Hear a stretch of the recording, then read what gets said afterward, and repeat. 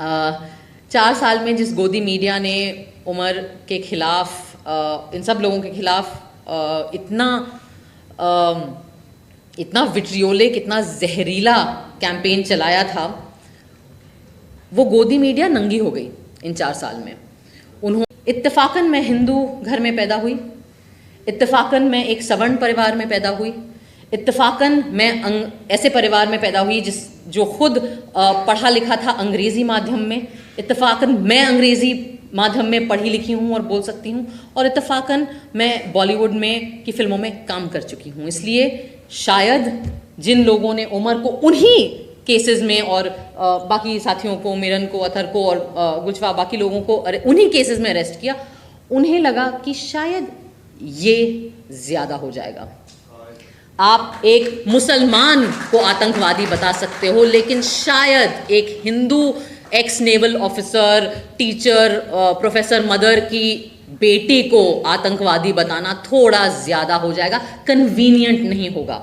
आज़ाद घूम रही हूँ यहाँ पे, स्वतंत्र हूँ, अपनी ज़िंदगी जी रही हूँ, अपनी बच्ची की बर्थडे पार्टी मना रही हूँ, बढ़िया शादी करी, मैंने ढोल बजवाए, क्योंकि इत्तेफाकन मुझे एक प्रिविलेज मिल गया मेरी आइडेंटिटी का, और वो जो मेरा प्रिविलेज है वो अब मेरी जिम्मेदारी है कि जिन लोगों को इत्तेफाकन, जिनके नाम मुझसे अलग हैं, या जो मुसलमान नाम हैं, या जो दलित नाम हैं, या जो माइनॉरिटी के नाम हैं, और उनके ऊपर अगर जुल्म हो, तो मुझे जो चीज़ जो मेरी रक्षा कर रही है, मेरी जिम्मेदारी है कि मैं उस प्रिविलेज के दम पर अपनी आवाज़ उनके लिए उठाऊं। अपनी इग्नोरेंस का मैं फ़ायदा उठा के आज ये सवाल पूछना चाहती हूँ अपने न्याय व्यवस्था से कि क्या डर है आपको किस चीज़ का डर है? आम नागरिक को तो जेल का डर होता है, पिटाई का डर होता है, मुसलमान तो कहीं पे भी पिट जाते हैं बेचारे इस देश में, दलित कहीं पे भी पिट जाते हैं इस देश में। इस बुढ़ापे में क्या डर है अब आपको? अब क्या लालच है आपके अंदर? क्या चाहिए आपको? हाँ, क्या ज़रूरत है? गवर्नर पोस्ट चाहिए, राज्यसभा जाना है, इतनी आपके अंदर लालच है कि आप महज आपका काम आपसे करने को हम मांग रहे हैं, वो आपसे नहीं हो रहा है।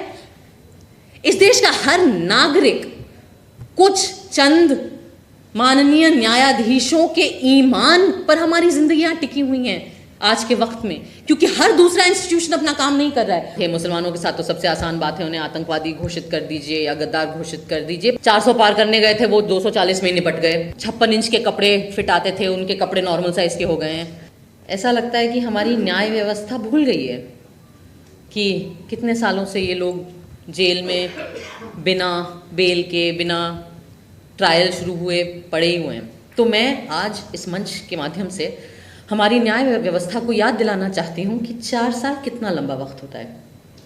सितंबर 2020 में उमर गिरफ्तार हुए थे।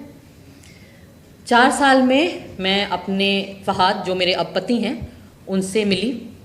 दोस्त थी पहले, जब उमर गिरफ्तार हुए हम दोस्त थे, जब अथर गिरफ्तार हुए हम दोस्त थे, महज दोस्त थे। उन 4 साल में हमारी दोस्ती पक्की हुई। ये लोग तभी भी जेल में थे। हमारी दोस्ती और पक्की हुई, ये तभी भी जेल में पड़े रहे।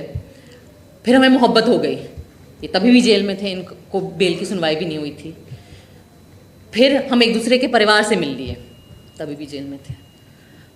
परिवार मान भी गए, हिंदू मुसलमान शादी है, परिवार मान भी गए, न्याय व्यवस्था अभी तक नहीं मानी हमारी। हमने शादी कर ली, हमारी बच्ची हो गई, हमारी बच्ची अब 1 साल की हो गई। 4 साल बहुत लंबा वक्त होता है। गोदी मीडिया इंडिपेंडेंट ऑल्टरनेटिव मीडिया की बात नहीं कर रही, आप लोग सच्चे दिल से अपना काम करते हैं, हम उसके आभारी हैं। 4 साल में जिस गोदी मीडिया ने उमर के खिलाफ इन सब लोगों के खिलाफ इतना विट्रियोलिक, इतना जहरीला कैंपेन चलाया था, वो गोदी मीडिया नंगी हो गई इन 4 साल में।